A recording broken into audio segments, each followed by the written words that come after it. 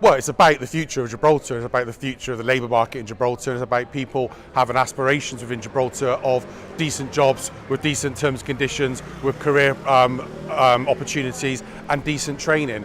We cannot stand for a situation where people doing the same job as their permanent colleagues are paid less, receive less holidays, receive less sick pay. No right-minded person can suggest that that's correct. If we have people who are required to be on an insecure contract for a prolonged period of time, why are they not on a permanent contract of employment? Those are the key messages. All our members support those messages, and as I say, I think it would take a very, very hard-hearted person to actually disagree with those sentiments. Now, the Chief Minister, Fabian Picardo, says often that he's a socialist and a member of Unite the Union, but it was his government that changed the law from a 12-week qualifying period for better rights for workers to 52 weeks. So at the moment, agency workers, contract workers on these short-term contracts have worse rights as a result of a law changed by Fabian Picardo's government. How do you reconcile those two things?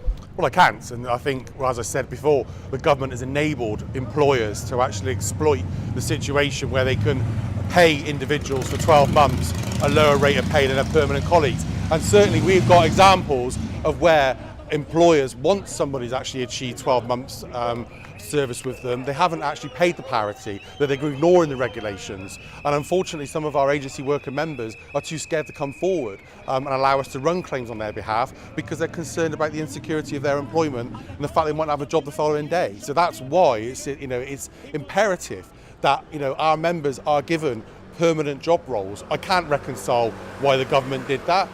We've not been given any explanation as to why they did that. It certainly wasn't the intention of the EU directive that there should be a 12-month qualifying period. Indeed, the EU intended it to be a day one right, but they gave individual member states the right to implement a qualifying period. As you say, in the UK that was 12 weeks, in Gibraltar it was 12 weeks, and then for whatever reason they changed the legislation to increase that to 52, which is unacceptable in our view. What happens next, Stuart? Well, this is very much the start of the process. We were brought to this point because of the lack of progress that we've been making in terms of the issues that we're raising.